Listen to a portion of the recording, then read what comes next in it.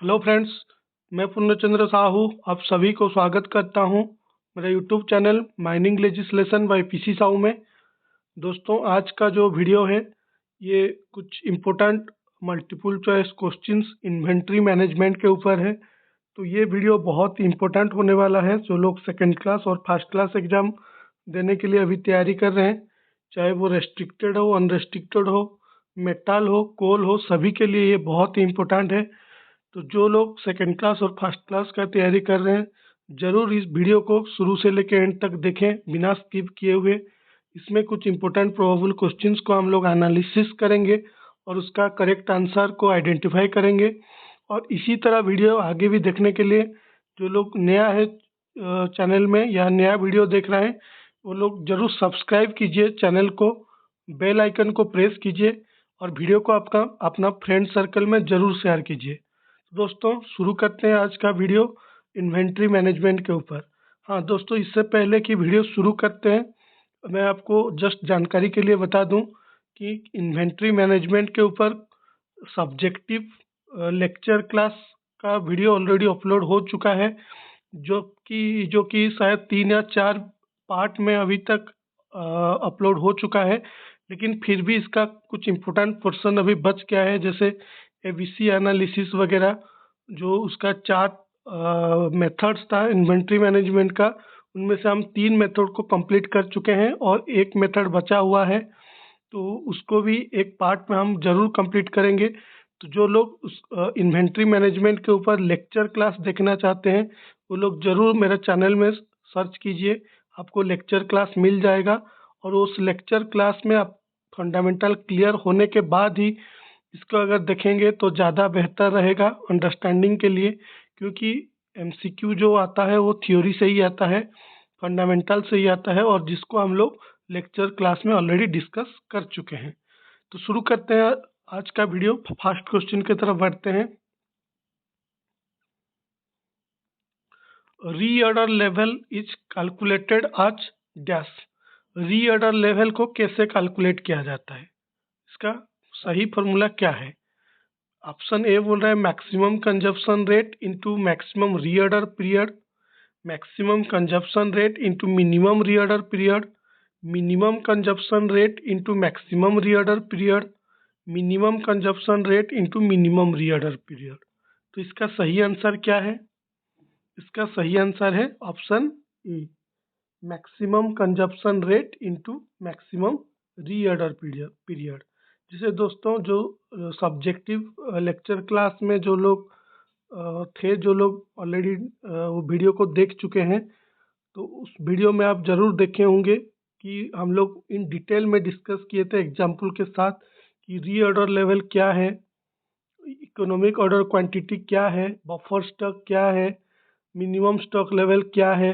सब कुछ अच्छे से वहाँ पे हम लोग समझ गए थे। उसका डेफिनेशंस क्या क्या फार्मूला हो सकते हैं, क्योंकि सबका 2-3 ठो अलग अलग फार्मूला मिल जाएगा आपको। उसको भी हम लोग डिटेल में एक्सप्लेन किए थे, डिस्कस किए थे। तो उस वीडियो को ज़रूर देखें, ताकि ये तो ठीक है, एक आपको मिल गया कि रीऑर्डर लेवल कैसे कैलकुलेट किया जाता है, कि मैक्सिमम कंजप्शन रेट से अगर मैक्सिमम रीऑर्डर पीरियड को मल्टीप्लाई करेंगे तो रीऑर्डर लेवल आपको पता चल जाएगा। लेकिन एक्चुअली रीऑर्डर लेवल है क्या चीज़, उसका फंडामेंटल क्या है, इसे अगर नहीं समझेंगे तो ये तो फिर रट्टा मारने जैसे हो जाएगा। तो उसको हम लेक्चर क्लास में डिटेल में डिस्कस ऑलरेडी किए हैं। तो जो लोग नहीं देखें पहले वो वीडियो को देखें, फंडामेंटल आपका क्लियर होगा कि ये सब चीज़ है क्या, कैसे निकालते हैं, इसका पीछे कंसेप्ट क्या है, कि कंसेप्ट पहले क्लियर हुई, फिर एमसीक्यू में इस टाइप का क्वेश्चन का आप अटेंड करेंगे तो आपको बेहतर रहेगा, आपको रट्टा मारना नहीं पड़ेगा। ठीक है, तो इसका सही आंसर है maximum consumption rate into maximum reorder period. Next question की तरफ बढ़ते हैं। Insurance charges of material cost fall under dash. जो इंश्योरेंस करते हैं, जैसे हम उस वीडियो में भी डिस्कस किए थे कि कितना टाइप का कॉस्ट होते हैं, ऑर्डरिंग कॉस्ट क्या है, कैरिंग कॉस्ट क्या है, तो उसमें क्या क्या चीज़ इंक्लूड रहता है, कौन सा कॉस्ट में क्या क्या चीज़ इंक्लूड रहता है, इन डिटेल में पूरा डिस्कस किए थे। तो जो लोग उस वीडियो को देखे होंगे वो तुरंत इसका आंसर दे देंगे, रट्टा मारना नहीं पड़ेगा। इसीलिए मैं इसको फिर समझा नहीं रहा हूँ, क्योंकि ऑलरेडी लेक्चर क्लास में बहुत अच्छे तरीके से जितना इजीली हो सकता है एग्जाम्पल दे के समझाया था। तो अगर वो वीडियो जो लोग देखे होंगे इसका आंसर आपको ज़रूर मालूम होगा। तो इसका आंसर क्या है? इसका आंसर है inventory carrying cost. Insurance charges वगैरह ये सब कैरिंग कॉस्ट के अंदर आता है। ठीक है, कैसे आता है मैं ऑलरेडी डिस्कस कर चुका हूँ, इसीलिए इसको बार बार रिपीट नहीं कर रहा हूँ। तो आप लोग सब्जेक्टिव वीडियो जरूर देखें इसको देखने से पहले। नेक्स्ट क्वेश्चन की तरफ बढ़ते हैं। Buffer stock is the level of stock dash. Buffer stock क्या है? वही फंडामेंटल कंसेप्ट डेफिनेशन, उसी से ही ये सवाल है। बफर स्टॉक मतलब क्या है? 2/3 ऑफ द एक्चुअल स्टॉक, मतलब यानी बोल रहा है कि एक्चुअल स्टॉक का 2/3 portion eight which the ordering process should start. Ordering process जब मतलब बफर स्टॉक वो स्टॉक है जब हमारा इन्वेंट्री लेवल बफर स्टॉक तक पहुंच जाएगा तो हमारा ऑर्डरिंग प्रोसेस शुरू हो जाता है। ये ऑप्शन बी बोल रहा है। ऑप्शन सी बोल रहा है minimum stock level below which actual stock level should not fall. Option D बोल रहा है maximum stock level of inventory. तो मैं ग्राफ करके कैसे ऑर्डरिंग करके बताया था ना सब कुछ डिटेल में, अभी रिपीट नहीं कर रहा हूँ। डायरेक्ट हम आंसर ही आइडेंटिफाई करते हैं। ठीक है, क्योंकि इस सब का कंसेप्ट फंडामेंटल सब हम ऑलरेडी बहुत अच्छे से डिस्कस कर चुके हैं। तो इसका सही आंसर क्या है? बफर स्टॉक क्या है? बफर स्टॉक है minimum stock level below which actual stock level should not fall. यानी कि ये वो मिनिमम स्टॉक लेवल है जिसके नीचे कभी स्टॉक जाना ही नहीं चाहिए, क्योंकि इसके नीचे जो स्टॉक है उसको सिर्फ इमरजेंसी केस में ही इशू किया जाता है, और प्रिसाइजली। यानी कि ऐसा नहीं कि मतलब जैसे पहले हाँ मेरा ज़रूरत है मेरे को ऑर्डर कर दीजिए, जैसे मैं एग्जांपल भी दिया था कि जो हम लोग जेरॉक्स पेपर का बात करते हैं कि अगर हमारा स्टॉक में सफिशिएंट है तो मान लीजिए माइनिंग डिपार्टमेंट के अंदर भी डिफरेंट सेक्शंस रहते हैं, जैसे ड्रिलिंग ब्लास्टिंग सेक्शन, ट्रेंडिंग, और फिर सेफ्टी, फिर ऑपरेशन, सब कुछ माइनिंग के अंडर आते हैं। फिर लीज एनवायरनमेंट तो अलग है, क्वालिटी कंट्रोल अलग है, मैकेनिकल अलग है, इलेक्ट्रिकल अलग है। तो जो डिपार्टमेंट को जितना चाहिए वो रिक्वेशन फॉर्म दे दिया, उसको इशू कर दिया जाता है। अगर स्टॉक लेवल ठीक है हमारा, मतलब हमारा पास स्टॉक है, लेकिन जब बफर स्टॉक पहुंच जाता है तो फिर प्रिसाइजली इशू किया जाता है, क्योंकि अभी सिर्फ उसको ही इशू किया जाएगा जिसको नहीं देने से काम रुक जाएगा, हमारा हम पर होगा हमारा काम, उसी को ही इशू किया जाता है। क्योंकि बफर स्टॉक पहुंच गया मतलब कि अलार्म है, इसके नीचे और स्टॉक जाना ही नहीं चाहिए। लेकिन जब तक आ जाता है, मतलब हम ऑर्डर कर दिए हैं, जब तक फिर हमारे पास पहुंच जाता है हमारा इन्वेंट्री, तो हम काम तो बंद नहीं करेंगे। तो प्रिसाइजली डिसीजन लिया जाता है किसको इशू करना है, किसको नहीं करना है, कौन सा इम्पोर्टेंट है। जो इम्पोर्टेंट है उसको ही किया जाता है इमरजेंसी केस में। बाकी जो नॉर्मल केस है, नहीं देने से भी ऐसे नहीं कि कुछ बहुत बड़ा दिक्कत आ जाएगा या मुसीबत आ जाएगा, उस केस में इशू नहीं किया जाता है। इसलिए buffer stock is the minimum stock level below which actual stock level should not fall. ठीक है, इसलिए इसका सही आंसर होगा ऑप्शन सी। नेक्स्ट क्वेश्चन की तरफ बढ़ते हैं। The time period between placing an order and its received in stock is known as dash. यानी कि ये बोल रहे हैं ये टाइम गैप है, इसको भी हम लोग ग्राफ के हिसाब से डिस्कस किए थे। ठीक है, जैसे वो ग्राफ था ना एक इस टाइप का, देखिए ये हो गया स्टॉक, ये हो गया टाइम, ऐसे करके क्या था ना maximum stock level, reorder stock level, minimum stock level, ऐसे करके डायग्राम किया था ना उस टाइम में, ऐसे करके बताए नहीं बताए थे। तो जो सब्जेक्टिव वीडियो में ये सब डिटेल में है। तो ये हो गया हमारा बफर स्टॉक। ठीक है, ऐसे करके आप बहुत अच्छे से समझाया गया है, तो सब्जेक्टिव वीडियो जरूर देखें कंसेप्ट क्लियर करने के लिए।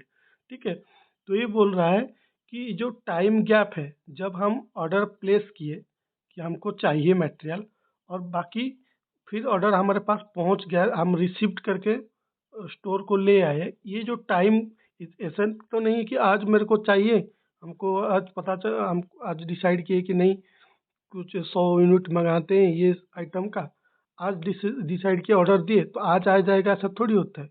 आज ऑर्डर दिए, फिर जो पार्टी आपको सप्लाई करेगा वो प्रिपेयर करेगा, रेडी करेगा, फिर शिपिंग करेगा, तो कुछ टाइम लगता है कि नहीं। जैसे हम लोग अमेजन फ्लिपकार्ट में कुछ ऑर्डर करते हैं तो देता है कि नहीं, मतलब एक्सपेक्टेड डेट ऑफ डिलीवरी देता है कि नहीं, कि हाँ 4 से 4 to 6 बिजनेस डेज ऐसे लिखता है कि नहीं। 4 हो गया मिनिमम, 6 हो गया मैक्सिमम, उसका एवरेज निकलता है 4+6 divide by 2।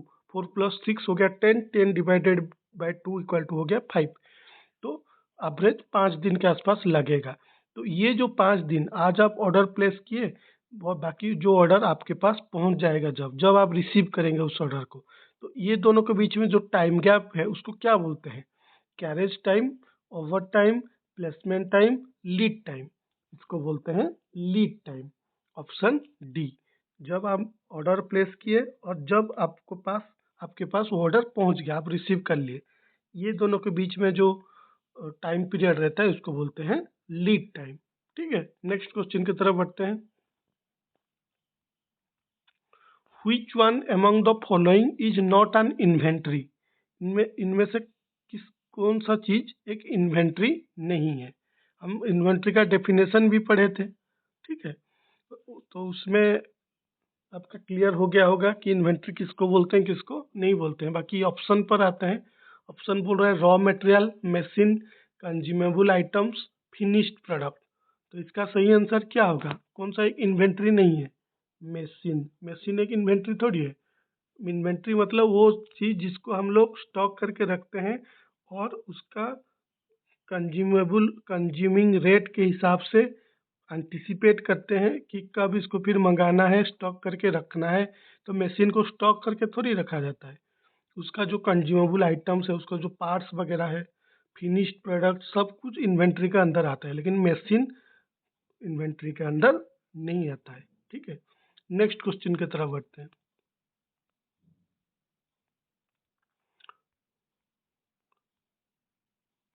Losses due to deterioration, theft and pilferage comes under dash. जो अगर मान लीजिए आप स्टोर में कोई आइटम रखे हैं, वो डिटोरिएट हो गया, उसका क्वालिटी ख़राब हो गया, मान लीजिए जहाँ रखे हैं वहाँ पे वो ह्यूमिड एटमॉस्फेयर के कांटेक्ट में आ गया, ठीक है, ख़राब हो गया उसका क्वालिटी, तो डिटोरिएट हो गया, थेफ्ट हो गया, चोरी हो गया, पिल्फरेज हो गया। पिल्फरेज मतलब थेफ्ट, चोरी हो गया। तो ये इसमें जो आपका लॉस होता है ये किसके अंदर आता है? इन्वेंट्री कैरिंग चार्जेस के अंदर, लॉसेस ड्यू टू थेफ्ट के अंदर, does not come under any cost, consumption cost. तो इसका सही आंसर क्या है? किस कॉस्ट के अंदर आता है?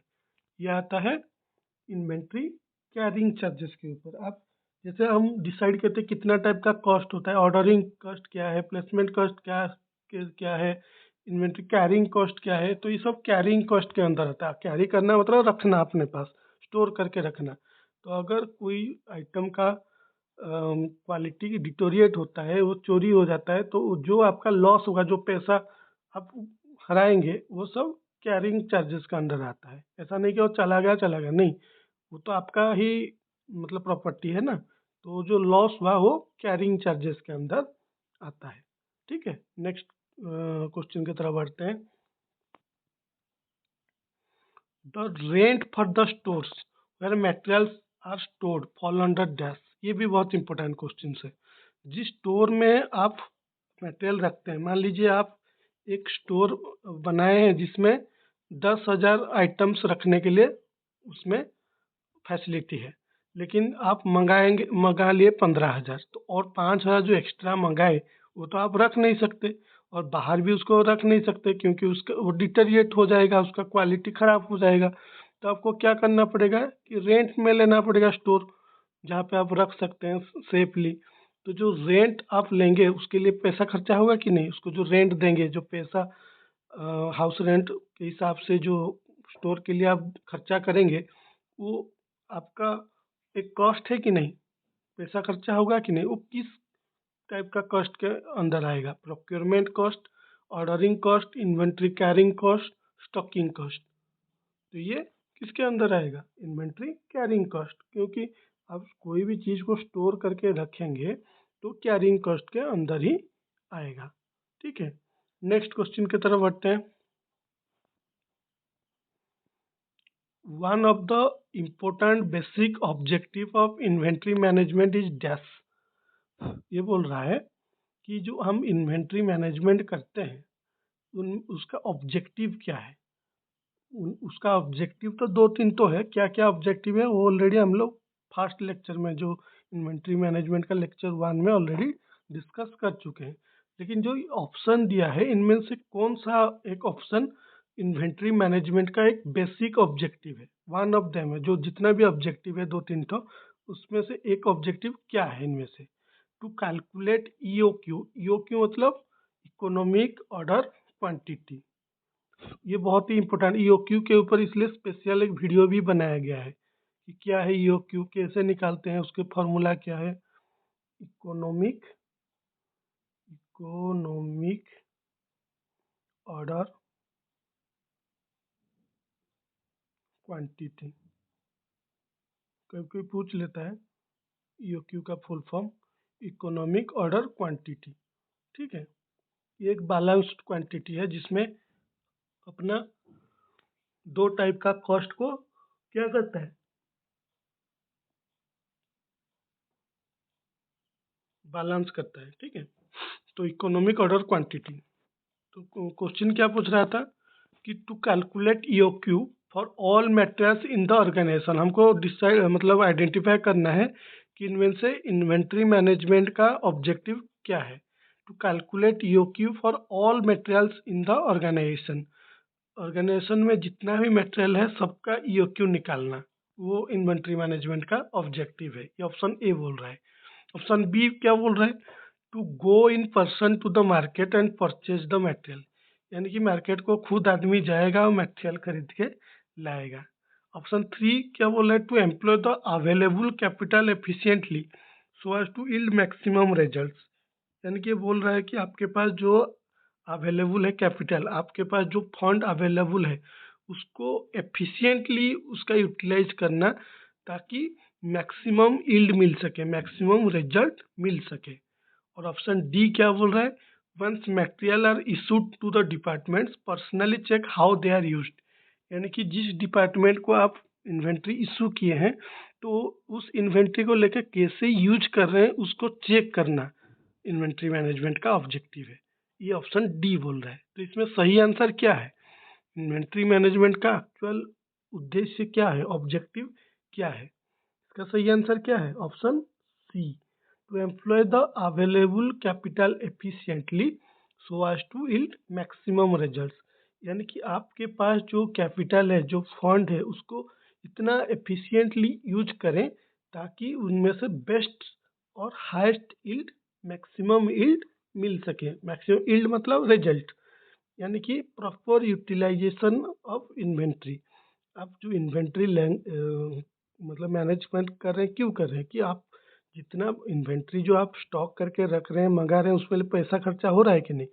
तो आपका जो कैपिटल है, आपके पास जो फंड अवेलेबल है उसको सही यूटिलाइज करें। सही यूटिलाइज का मतलब रिक्वायर्ड के हिसाब से मटेरियल खरीदे ताकि आपको शॉर्टेज भी ना हो, एक्सेस भी ना हो। शॉर्टेज होगा तो आपका प्रोडक्शन हैम्पर होगा और एक्सेस होगा तो अननेसेसरी आप पैसा को ब्लॉक करके रखेंगे। जैसे मान लीजिए अगर मैं बोलूँगा कि एक अच्छा दुकान मेरे को मिला है और अच्छा कपड़ा मिल रहा है, तो ठीक है, इतना समझ में आता है कि हाँ 4-5 पेयर मान लिए खरीद लिया कि हाँ ठीक है, आगे त्योहार का सीजन आ रहा है, दशहरा में ये पहनूंगा, लक्ष्मी पूजा में ये पहनूंगा, और फिर काली पूजा में ये पहनूंगा, और फिर नया साल में तो 31 दिसंबर को ये पहनूंगा। तो इसलिए मैं 4-5 कपड़ा खरीद लिया क्योंकि अच्छा मिल रहा है, ये समझ में आता है। इसका मतलब थोड़ी है कि 40 सेट हम खरीद लेंगे अच्छा मिल रहा है करके। तो अननेसेसरी आपका पैसा ब्लॉकेज होकर रहेगा कि नहीं, उस जिसको कि आप दूसरे काम में एफिशिएंटली यूज कर सकते थे। तो इन्वेंट्री मैनेजमेंट का मतलब वही है कि आपके पास जो फंड है उसका प्रॉपर यूटिलाइजेशन हो ताकि उससे मैक्सिमम यील्ड आपको मिल सके। इसलिए इसका सही आंसर होगा ऑप्शन सी। ठीक है, नेक्स्ट क्वेश्चन की तरफ बढ़ते हैं। Materials management brings about increased productivity of capital by dash। Material management जो हम करते हैं उससे प्रोडक्टिविटी इंक्रीज होता है। कैसे? Very strict control over use of material, increasing the efficiency of workers, preventing large amount of capital locked up for long periods in the form of inventory to apply the principle of capital management। तो इसका सही answer क्या है? कैसे मतलब productivity बढ़ता है material management करने से? इसका सही आंसर है option C, preventing large amount of capital locked up for long periods in the form of inventory. इसके बारे में अभी अभी जैसे डिस्कस किए कि आपके पास जितना पैसा है, अगर पूरा पूरा पैसा यूज करके हम पूरा इन्वेंट्री खरीद लेंगे तो बिजनेस रन करेगा क्या? नहीं करेगा। तो आपके पास जो फंड है उसका प्रॉपर यूटिलाइजेशन ऐसा हो कि मतलब ऐसा नहीं कि बहुत लंबा टाइम तक आपको अननेसेसरी स्टॉक करके रखना पड़ रहा है इन्वेंट्री को, जो कि आप नहीं खरीदने से भी आपका काम नहीं होता, आप बाद में भी खरीद सकते हैं। जैसे मैं अभी कपड़ा का एग्जांपल दिया कि हाँ, अच्छा कपड़ा मिल रहा है ठीक रेट से, इसका मतलब थोड़ी है कि हम 50-100 पीस पूरा लेके बैठ जाएंगे। तो हो सकता है कि 2 महीना बाद इससे भी अच्छा मिल जाए आपको, अब क्या पता उसका। तो हाँ, रिजनेबल और जो इकोनॉमिक है उतना ही हम मतलब इन्वेंट्री रखेंगे। ये सब कैसे हो पाता है? इन्वेंट्री मैनेजमेंट या मटेरियल मैनेजमेंट करके। तो इसीलिए इसका सही आंसर होगा ऑप्शन सी। नेक्स्ट क्वेश्चन की तरफ बढ़ते हैं। If the unit cost rises then optimal को ऑर्डर क्वांटिटी डैश। आपका अगर एक यूनिट का जो कॉस्ट है, जो प्राइस है, वो अगर बढ़ जाता है तो यू क्यू में क्या फर्क आएगा? समझ रहे हैं कि नहीं कंसेप्ट क्या बोल रहे हैं? अगर एक यूनिट का प्राइस आपका बढ़ जाता है, पर यूनिट का कॉस्ट बढ़ जाता है, तो आपका ऑप्टिमल ऑर्डर क्वांटिटी यानी कि जो यूएक पे इकोनॉमिक ऑर्डर क्वांटिटी, उसमें क्या बदलाव आएगा? क्या बदलाव आएगा? घटेगा, ऑटोमेटिकली डिक्रीज होगा कि नहीं होगा? समझे कि नहीं कंसेप्ट? नहीं समझे? ठीक है, देखिए एग्जाम्पल देख के आपको समझाता हूँ। मान लीजिए आप आपको एक साल में 1000 यूनिट चाहिए पर ईयर। कोई भी एक आइटम का 1000 यूनिट आपका कंजप्शन रेट है एक साल में, यानी कि अ, हर साल आपको 1000 यूनिट का ज़रूरत पड़ता है। ये आपका रिक्वायरमेंट है, एनुअल रिक्वायरमेंट है। ठीक है, तो ये जो 1000 यूनिट आपको चाहिए होता है, एक यूनिट का प्राइस मान लीजिए 20 रुपये। ठीक है, तो एक यूनिट का प्राइस मान लीजिए 2000 रुपये। फॉर एग्जाम्पल एक यूनिट का प्राइस यानी कि 1 पीस का प्राइस है 2000 रुपया। आप यो क्यू का फॉर्मूला जानते हैं? यो क्यू फॉर्मूला यूज करके मान लीजिए आप मतलब डिसाइड कर लिए कि हमको साल में 4 बार मंगाना है। ये 4 बार मंगाने मतलब मंगाना है का मतलब हर ऑर्डर में 250 आएगा, क्योंकि हमको टोटल 1000 मंगाना है साल में। 4 बार अगर साल में मंगाएंगे तो हर बार 250 यूनिट मंगाएंगे। ठीक है, तो अपना हो जाएगा। ठीक है, ये आपका ई ओ क्यू हो गया, इकोनॉमिक ऑर्डर क्वांटिटी हो गया कि साल में 4 बार मंगाएंगे 250।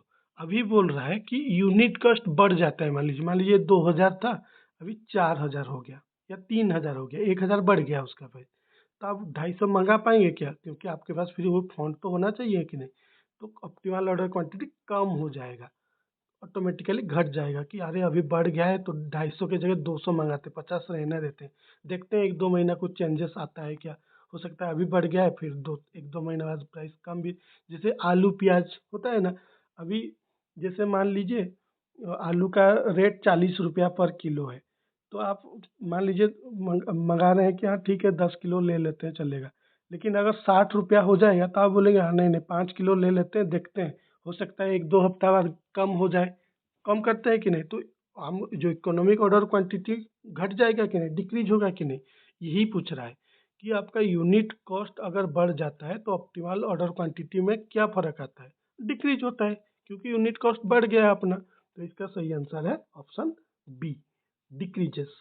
ठीक है, नेक्स्ट क्वेश्चन की तरफ बढ़ते हैं। अच्छा, ये लास्ट क्वेश्चन था इस एमसीक्यू सेट का। तो दोस्तों ये था कुछ important probable questions inventory management के ऊपर। आगे भी इस टाइप का वीडियो चैनल में अपलोड होता रहेगा। मेरे चैनल के साथ जुड़े रहिए, बेल आइकन को जरूर प्रेस कीजिए और फ्रेंड सर्कल में जरूर इसको शेयर कीजिए। आज के लिए इतना ही, रहता हूँ, फिर मिलेंगे नया वीडियो में। धन्यवाद।